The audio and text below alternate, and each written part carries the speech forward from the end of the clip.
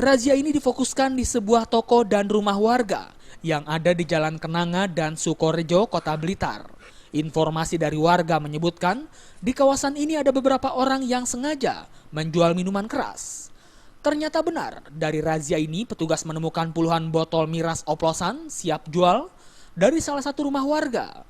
Tanpa kompromi, petugas Satpol PP ini langsung menyita 2 kardus minuman mengandung alkohol tersebut.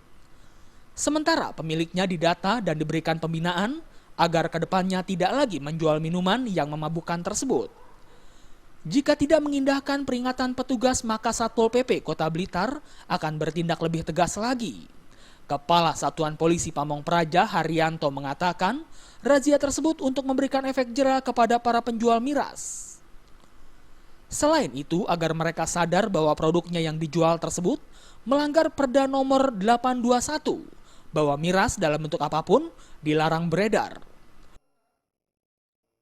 Sore hari ini kita laksanakan operasi terhadap warga yang disinyalir menjual itu. Sehingga harapan kami ke depan masyarakat sadar bahwa minuman atau miras itu sering dan terbanyak yang memakan korban. Dan itu dilarang memang ya. Sehingga kami dengan jajaran gabungan tentunya, ada Indak, ada KPT, ada Denpom dan jajaran yang lain, kita lakukan.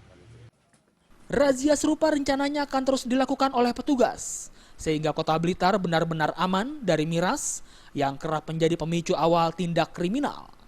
Dari Blitar, Jawa Timur, Hoirul Abadi melaporkan.